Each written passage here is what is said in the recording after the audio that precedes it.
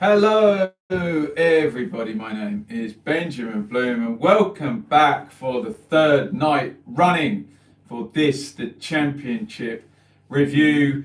Game week 35 is over, and yes, the fact that we are here for the third night running means it's a 3-game week. Oh, difficult to keep up, but we've managed to do it. So, games back on Saturday, games on Tuesday night, 5 of them, games on Wednesday night, 7 of them, and every single championship team has now played all 35 games, 11 left to go, only 10 after this Saturday's games. And there are some teams on for the magical week. Up the top, West Brom, 2 wins this week. Leeds, 2 wins this week. And down the bottom, Wigan, 2 wins this week. Barnsley, 2 wins this week. Hi, guys, in the feed. Make yourself known in the feed. A very, very interesting week. A very satisfying week for the two teams at the top, particularly for West Brom, the way those gaps are looking for them now. And also for Leeds, a nice streak. But, by God, look at the bottom three. What are they doing? 3 wins in 4 for Luton, 3 wins on the trot for Barnsley, 2 wins, 2 draws, 3 wins in 6 as well there for Wigan. Great stuff. Mark says, please give West Brom another draw prediction. There we go. Eli says, up the Reds. Imagine how good Leeds would be if they could score goals. Well, some interesting narratives in this game week. Let's start up at the very, very top. It was on Tuesday night, West Brom 0. West Brom 2, Preston 0. Hal Robson-Kanu scores on 6 minutes. However, many times I think that he's, a kind of second-rate championship striker. Well, he's proven me wrong in rather fine fashion this season. 10 goals in 19 starts. I know he got a few from the bench, but the goals per minute is good. Yeah, 10 goals in 1,800 minutes. Goal every 180 minutes is a goal every 2 games. So Robson-Kanu looking very good. Someone else who's looking very good is Jake Livermore, who since Bilic moved from 4-2-3-1 to more of 4-3-3, has been getting forward and has been getting goals as well. When you're in the 4-2-3-1, you're kind of stuck in that double pivot as one of the central midfielders, which Livermore was fine with doing Sawyer's running for him. But he's been getting some goals, Jake Livermore, recently too, playing well at the moment. Darnell Fisher, who has an awful disciplinary record. I think he'd already got 10 yellow cards this season, getting himself sent off. My God. 11 yellow in all competitions. Darnell Fisher in 25 games has got 12 yellow cards and 1 red. That is quite some go. And that win was a good one for West Brom. There's such thing as a bad win, but that was a good one on the basis that's now 5 wins in 6. Up to 69 points for the Baggies. Looking really, really strong now. We always talk about this time of the season where if you put the run in now, it's too late for other people to reply. It's why it's just the best time to time your run. West Brom are doing that, and the gap from West Brom is 9 points down to 3rd place. Fulham could have been more if not for a very, very late Fulham goal. I said at the start of the week, if Fulham are 10 points clear with 10 games to go, that's looking really, really good. Johnny J says, hello from Salcal. How's the weather? Lovely stuff. Danny says, Ben, how important do you think the gap to the 2 will be? Very important, but I think what Danny might be getting at is they might just keep on coming through. The gap's only important if you lose a couple of games and you actually need to use it. A bit like an overdraft, isn't it? If to make a very, very boring analogy. Luke says Leeds are back. 1-0 wins are just so satisfying. Yes, they are, aren't they? Just so West Brom sitting top. Preston in 6th. They've hung in there. No win for Bristol City behind them. Blackburn with a draw. Swansea with a defeat. Yeah, no one no one between place number 5 and place number 11 got 3 points this midweek round of games. So Preston stay where they are in those playoff positions. But if they were going to have an automatic chase, they've got a 9-point gap to Leeds, another 9-point gap there as well. And that's significant because it basically means Leeds and West Brom are definitely going to finish in the playoffs, even if there is a disaster. Now, speaking of disaster, let's move on to Leeds. Phil, hi from Michigan, USA. Brilliant. Barnsley through and through. Well, we'll get on to Barnsley in a minute. What are they doing at the moment? Amazing form. Middlesbrough 0, Leeds 1. Leeds coming up against Jonathan Woodgate and Robbie Keane, getting the win. Third straight 1-0 win. Third straight clean sheet. Klitsch is scoring goals, as the song goes. Jason says, Leeds back to having the best defence in the league again. Essential when we struggle to score goals. It feels like with Leeds, either everything clicks, the whole system works, in which case they keep the ball, their team shape is good, they don't concede lots of corners and chances to get on top of Kiko, and they keep clean sheets. Or the whole thing doesn't quite work. They don't get Bamford in good positions, they don't get midfielders forward, they don't score, they concede chances, they concede goals, and they lose. It seems very binary with the way Bielsa does it. Bamford's still struggling, but Big Kev didn't even make the bench. I think Big Kev has an injury problem at the moment, and yes, I am a Bamford apologist, but I have to agree with Luke there in the chat. Yeah, he's struggling now, and it looks like his confidence is shot, which says a lot that Leeds are carrying a not very confident number 9 in that system. Little Crow says, greetings from Slough. Not quite as impressive. Radaby says, as a season Leeds fan, I can be worried at being 5 points clear with 12 games to go. I think this season's going to be a different story than last. Leeds are proud of it, and that could be us up, says Irene. They did it without Phillips in midfield as well. Danny says, don't think Bamford is there next season. Well, we'll see. It's a 7 odd million as well. Big fee for Bamford, and that's going to roll, isn't it?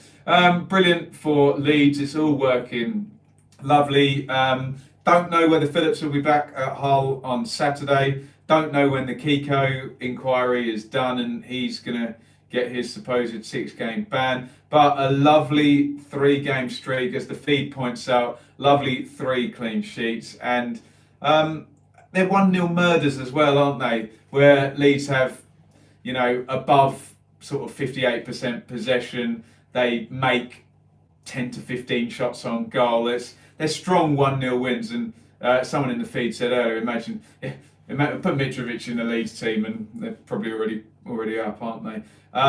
So Leeds, superb. Borough need to start worrying because they are now joint on points with Wigan, 2 ahead of them on the goal difference. So 2 goals keeping them out of the relegation zone. But more importantly, everybody else, I've never seen anything like it. John, who we often get, Birmingham fan in the chat, said it's going to be a high points total. Now I agree with him. Down the bottom, someone might get relegated with over 46 points, up towards the 50 mark. We will see if this keeps going. Might be a flash in the pan, but these wins are unprecedented, and it is not good news for Borough at all, who are the worst team form-wise out of any of that bottom 7. So they need a pick-me-up. We'll do a preview before the weekend, but a little glance ahead tells me I cannot see Borough. I think, have they got Forest on Monday? Is that right? See, that's another hard game. Yeah, Borough could be in the bottom 3 again, and having fought their way out of it, that is not good news at all. Let's go on to Fulham. And Fulham, let's just read this one from Jason. Borough, judged on both games Leeds have played against them, are easily the weakest team in the league this year. There we go. Leeds beat them 4-0 in the other game, didn't they? So Borough did have that purple patch. Borough won at West Brom, didn't they? And at Preston possibly in quick succession. So yeah, very, very strange. Fulham, this could have been a really significant game. If Leather Sandal says of Leeds, we could be 5 points clear with 1 game left and still screw it up. This is the Leeds attitude, isn't it? TM says, Ben, do you reckon Millwall can reach the playoffs? We're only 6 points off. Let's get on to Millwall in a little jiffy. Nobody's winning in that chase for sixth place, so could be anyone. Trev says, Mitro penalty was bad, then redeemed himself. He always redeems himself, doesn't he? So Fulham 1, Swansea 0. Mitrovic gets a penalty on, I think, 89. Misses it, and then, of course, scores in the 94th minute. 32 appearances, 23 goals. Outstanding. Ian says about Wednesday. Now Fletcher's back, that'll see them right. We'll talk about Wednesday in a minute. He may be onto something there.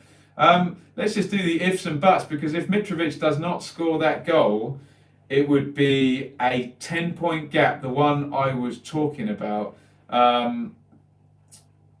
And it could have been decisive, couldn't it? Danny says there'll come a stage when the chasing pack will start minding players for the playoffs. There we go. So Fulham stay in there. Not terribly convincing.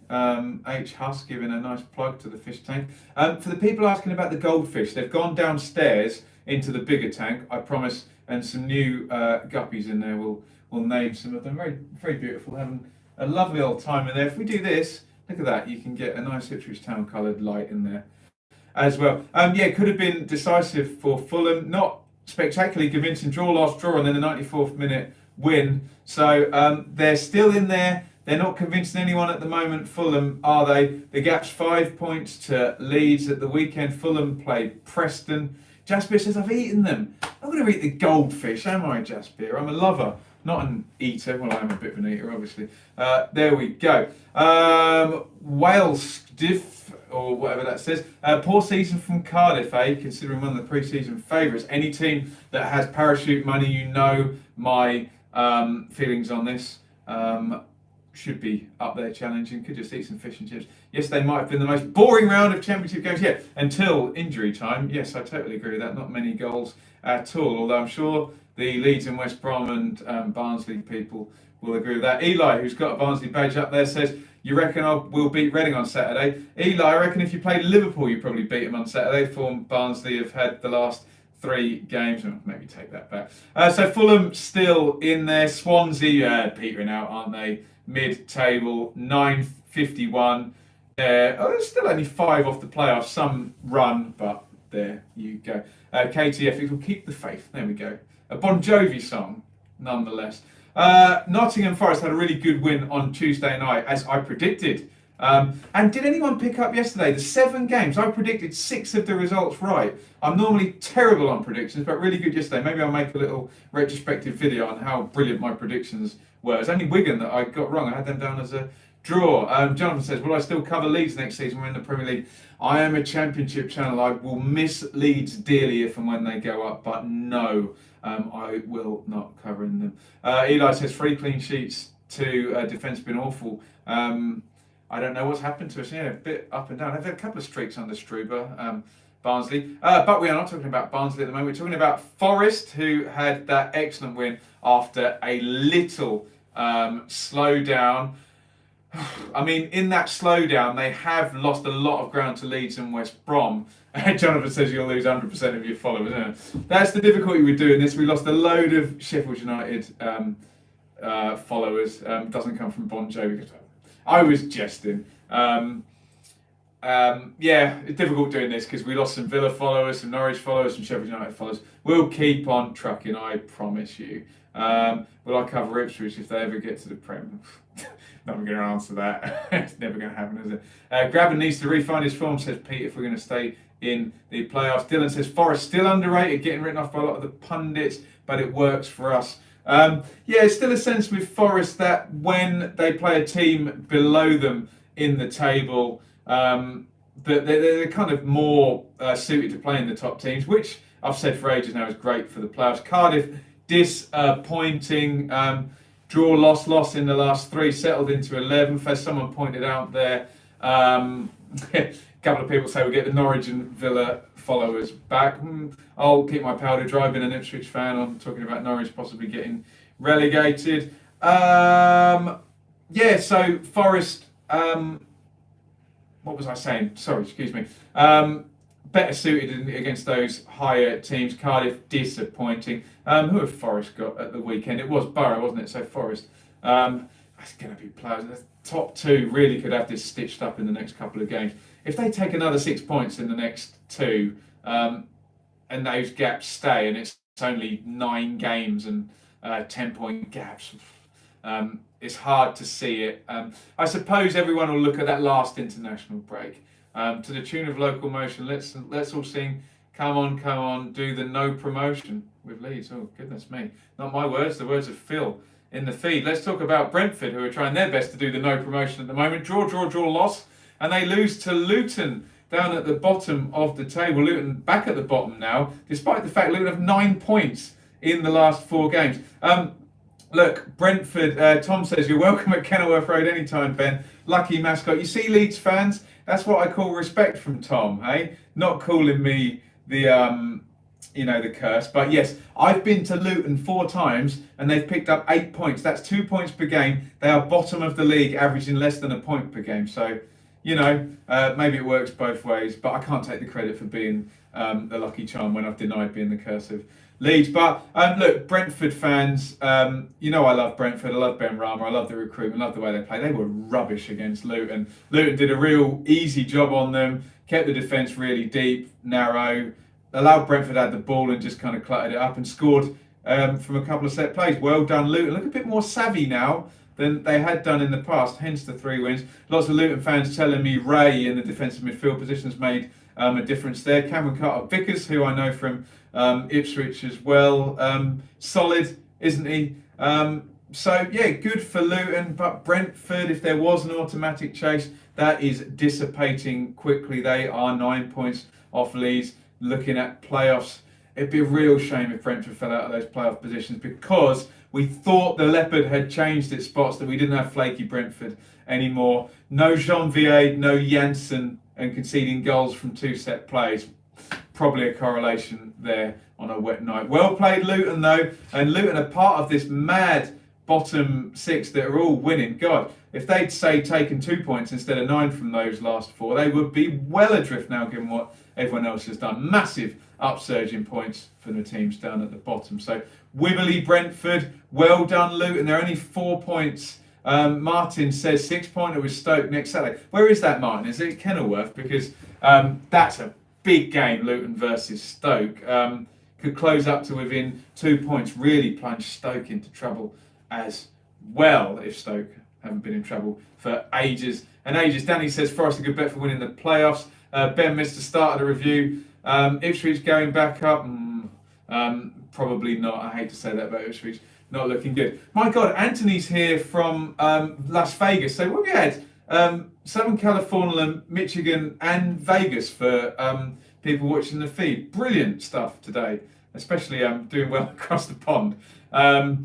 We stretch far and wide here on the channel, and Bristol City, I was trying to think of a good seg there, but no, they're just having a... And Seattle says distant line, and Slough, Little Crow wants to talk to me about Slough. Little Crow, you do know I work in Hayes, so I'm very near Slough every single, 4 days a week.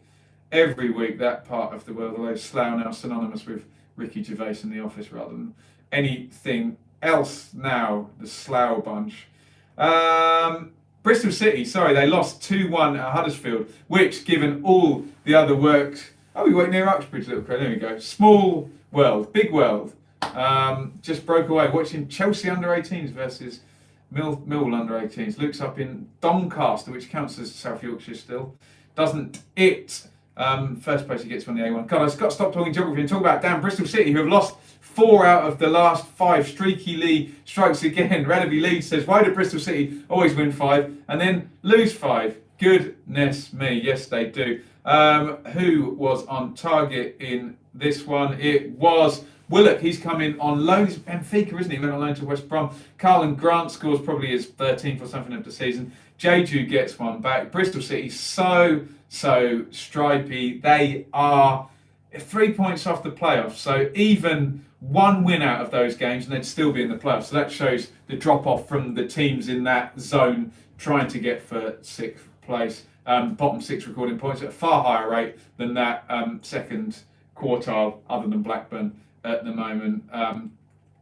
And yeah, Huddersfield, important win there. They are 19th, only 2 off the drop though. Still, 2 wins in the last 6 is not as good as Wigan, Barnsley or Luton, who have all had this little splurge that we're very eager to talk about as we head down the table. Blackburn, they've got 8 points in the last 4, and they will consider this week a bit of a missed chance because they drew 0-0 at home to Stoke. A win there for Blackburn, and they would have been just 2 points off the playoffs. But still, I keep saying, really impressive from Tony Mowbray, really impressive from Rovers without Dak to be up in 8th. Expectations against what Mowbray's done. Good job by the Ipswich man. I sound really biased from my Ipswich bias today, don't I?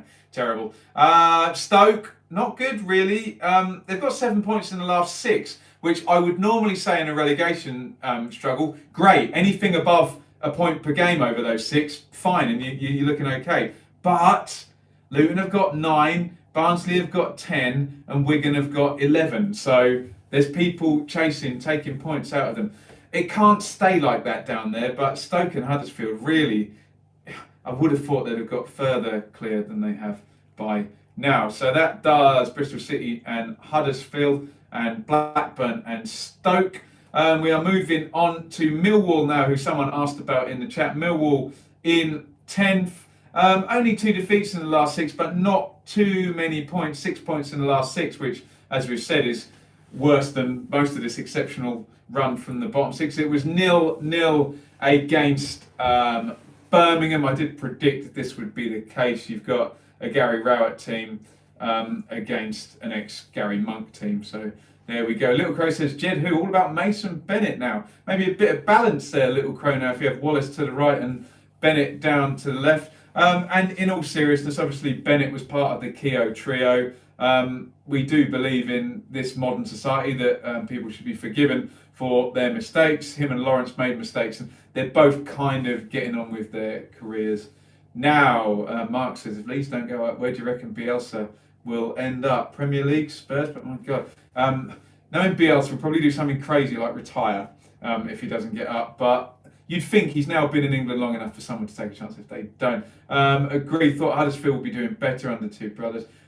You should go alphabetically, says Eli. Always go down the table, Eli, but don't worry, Barnsley will be very, very soon. So Millwall in 10th.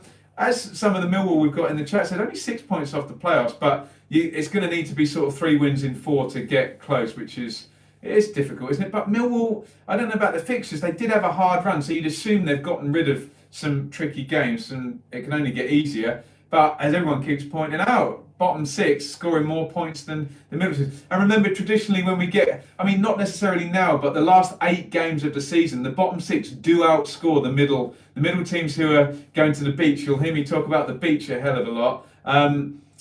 Traditionally, those bottom teams will be stronger there. Little Crow says, it's hard to see where goals can come from at the moment for me. What's happened to Bradshaw? He was doing the business earlier in the season. I always liked Tom Bradshaw. I got him from, where did I get him from? Barnsley, wasn't it? Spent a fair bit of money on him as well from Millwall, over $1 million, I think. Sheffield Wednesday finally won a game, by God. And the narrative that Stephen Fletcher was going to improve them was true, because he got the winner in the 95th minute. Vital. Luke says, Real Betis reportedly contacted Bielsa's entourage. Wasn't there some story about Everton being interested in last season as well? And that's a lot closer to Leeds than Seville is. So, so Wednesday get a really, really important win against Charlton. Charlton have had their stripey win-loss. But everyone else has gone up with them. The tide rising at the bottom of the table. And what that means for Sheffield Wednesday and Derby, we've said a million times now, if I deduct an FFP deduction of 12 points from Sheffield Wednesday or Derby at the moment, even 9 points from Derby, they are in the relegation zone. So, real big decision. Are we going to see the first team take an FFP deduction that sends them down? That will really, really put, because the Birmingham City one was a warning shot, wasn't it, last season? Didn't send them down. It kind of ended the season, but it didn't send them down. It would be fascinating wouldn't they? Anthony says, if Leeds had Mitrovic, I think they'd be promoted already. You made a great point at the beginning of the season saying if Bamford scored 50% of the chances Leeds cruise, he scores about 10%. So there you go. I can't even remember saying that, but there you go. I did. And yeah, again, I'm a Bamford apologist. I just wish he'd bang in some goals and get everyone off his back, because he has become the most derided player in the division. Poor old Pat. There we go. QPR had a win on Tuesday, wasn't it? They beat Derby 2-1. Again, as I say, that's not good for Derby, who with the FFP stuff looming. Hall with a great goal behind his centre-half position there, smashing that one in. Martin Waghorn, Ipswich Claxon. I think he's on 12 or 13 for the season now, which is, he's a good player at this level, Martin Waghorn. You take it from me firsthand. Kept Ipswich going under McCarthy, put it that way. Chair with the winner on 75. Eli says, is it 21 points Wednesday because they appealed 12 and an extra 9 for aggravating it? No, it doesn't quite work that way. 9 if you're found guilty is the standard. An aggravated breach doesn't mean whether you appealed or not. It's lots and lots of different things as to how badly you flouted the rules. As in, were you warned and did you ignore it? And yes, are you cooperating with the inquiry? If you notice, last year in Birmingham's FFP judgment, they were given a point back for cooperating. As in, they held their hands up and said, we're going to fail FFP. Here's our accounts. And they gave them a point back. So no, it's not aggravated, huge thing. It's how much they've aggravated. And that's the really interesting thing, because with someone like Derby particularly, coming to that number, you could be literally the difference between relegating them or keeping them in the division. And my God, relegation for Derby would be disastrous, wouldn't it? Given their financial history. Anyway, sorry, QPR fans. And who did they beat? God, I'm all over the place today, aren't I? Derby, of course. Sorry, there you go. It was a relevant point. QPR 8 points in the last 4. Always look for 2 points per game. I did see the brilliant Kieran Maguire tweeted today, though. QPR still, they were the last year on the 4-year parachute deal. So that is going to come off next year. So there is going to be a difference in finances at QPR. We know we're expecting a big bunch of money when Eze goes out.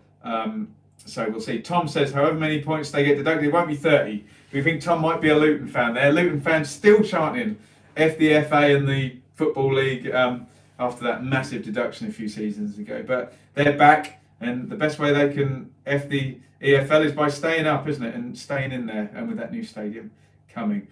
We have done QPR Derby, haven't we? Just to say, Derby are in trouble. They really are. They beat us 6-1. Cardiff looked awesome. Can't understand why they are not in the top 6. Are we talking QPR? I don't remember. Yeah, it was 6-1 there, wasn't it? Why QPR aren't in the top 6? Because they can't defend. 59 goals conceded is worse than everyone except Luton at the bottom there. And remember, Luton had 7 in one game. Although, get that comedy thing, it's like when Ipswich lost 9-0 to Man United. They won the other game.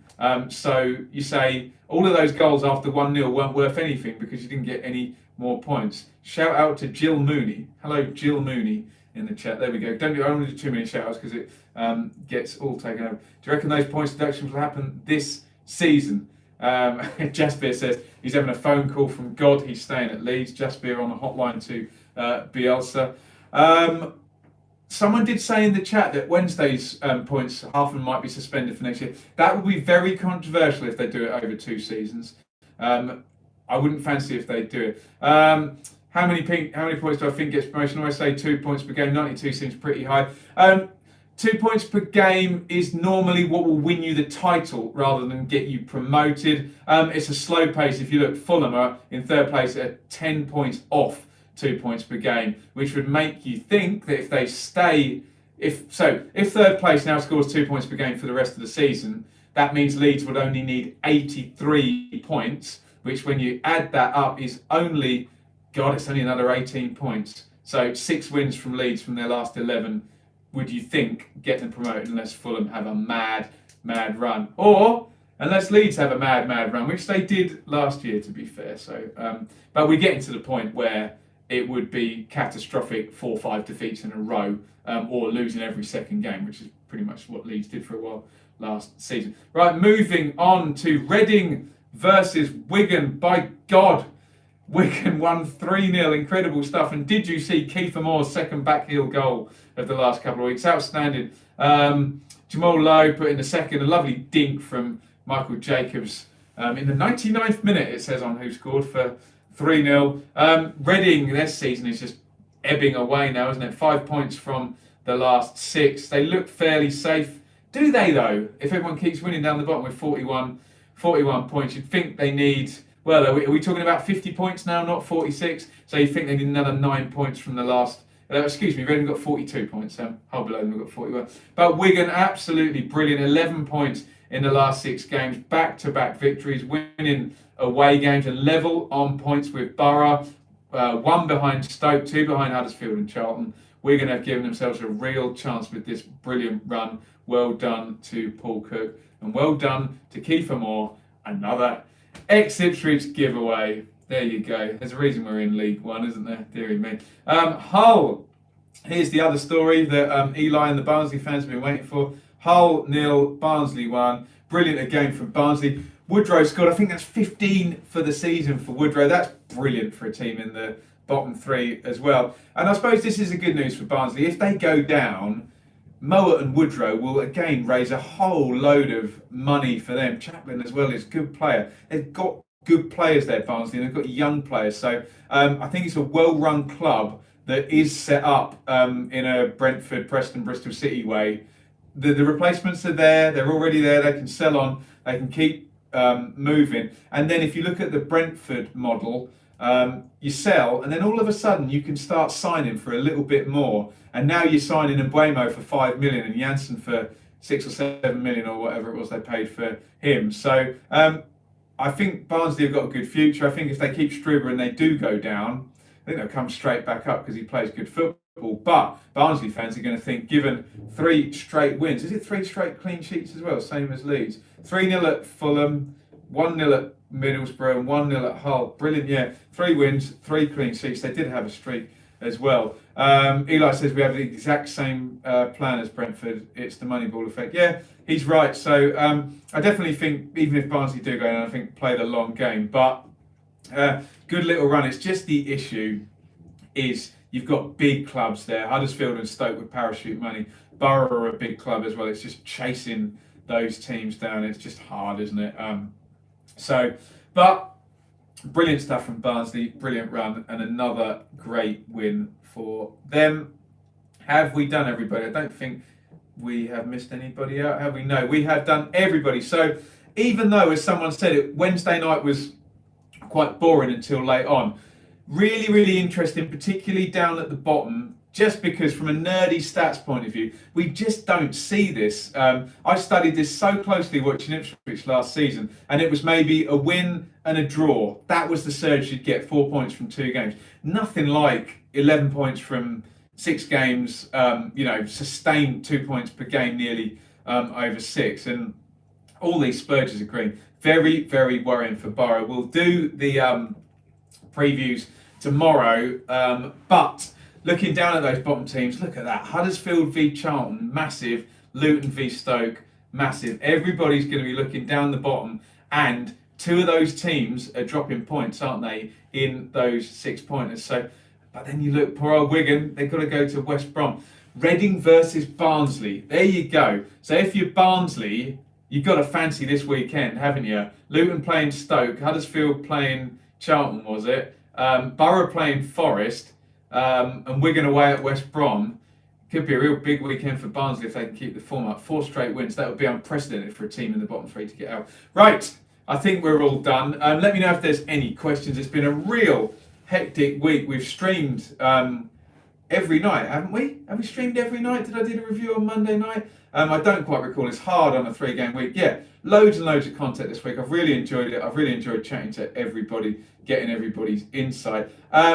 Look, the Leeds curse is over, as we know. I'm now the Angel of Luton. I will be at Hull versus Leeds on Saturday. So if you're going to the game, I can see Wigan picking up a point. The chat says, Phil says, thanks, you're very welcome. Jasper sticks a thumb up. If there's any Leeds in the chat or Hull in the chat that are going to be at the game on Saturday, give me a DM on Twitter or on Instagram or what have you, and we'll do something on the video. Alex says, who is my bottom three come the end of the season? My God. As it stands, Middlesbrough, because they suck and everybody else is winning. I hate to say, I just can't see all of the bottom three keep winning. Probably two of the bottom three are going to go, even though we're getting very excited. Just depends who can keep up. You're very welcome, Wales. Keep the faith. There we go. Do come along for the reviews here. We try and cover every team. We try and talk about all the important points. I know we start with the top teams, and I know there's in the Championship, you just have to accept that there's way more Leeds fans than everybody else, and we do talk about that. But I have to reflect these subscribers, and I've got a great following from the Leeds fans. Andy says I'm 10 times better than Sky. There we go, and 1,000 times cheaper. There we go. But with regards to the bottom three, God knows it's all over the place. Normally we get into this state where it really doesn't move, but there's a chance. I just can't see Huddersfield or Stoke getting relegated. Martin asks, or does he say our remaining fixtures are in our favour? We'll see with Luton. Certainly, if they can be as savvy as they were in their home games, particularly, that will be good. Nick says, fancy a trip to Blackpool. No strikers moment. Yeah, my team Ipswich up at Blackpool. Keep an eye on that, but I will be at Hull. So other side of England, I'm afraid, but I will be, Nick, if you're listening, I will be at Bristol Rovers to watch wonderful Ipswich in a couple of weeks' time. Right, thank you everybody for watching. Jasper says I will stay next season. Thank you. And what I will say to people asking, Leeds fans maybe going to go up, West Brom fans or Barnsley, Luton, Wigan fans maybe go down. Check the feed. There are Sheffield United fans here, there are Norwich fans here, Villa fans that still do keep in touch. And honestly, sometimes we talk to the Norwich fans and they say they miss the Championship. They say they hate VAR and the Premier League sucks, and they still tune in down here to find out what is going on. So thank you everybody for watching. I'll bid you all farewell. I should be able to get on live tomorrow. There is no game tomorrow night, is there? No, we're on a 3-game week, so there won't be a Friday night game. So yeah, we'll try and do the preview tomorrow. So if you want to come and join, I'll try and announce it beforehand, but I do have a full-time job, and sometimes it's hard to schedule YouTube things when I'm stuck on the M1 getting back. Anyway, I might go and have a glass of wine. Is that allowed? I'm on a diet. I'll ask HQ and see what she says. Martin says, confident Barnsley. Well, all of the bottom three should be confident at the moment, given how well they've picked up points recently. Right, thank you for watching. No more questions. Over and out.